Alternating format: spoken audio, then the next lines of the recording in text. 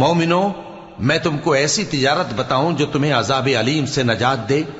وہ یہ کہ اللہ پر اور اس کے رسول صلی اللہ علیہ وآلہ وسلم پر ایمان لاؤ اور اللہ کی راہ میں اپنے مال اور جان سے جہاد کرو۔ اگر سمجھو تو یہ تمہارے حق میں بہتر ہے۔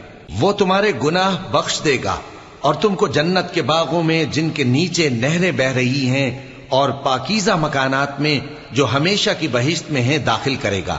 یہی بڑی کامیابی ہے۔ اور ایک اور چیز جس کو تم بہت چاہتے ہو، یعنی تمہیں اللہ کی طرف سے غلبہ نصیب ہوگا اور فتح عنقریب ہوگی، اور مومنوں کو اس کی خوشخبری سنا دو۔ مومنوں، اللہ کے مددگار ہو جاؤ، جیسے عیسیٰ ابن مریم نے حواریوں سے کہا تھا کہ بھلا کون ہے جو اللہ کی طرف بلانے میں میرے مددگار ہوں؟ حواریوں نے کہا کہ ہم اللہ کے مددگار ہیں۔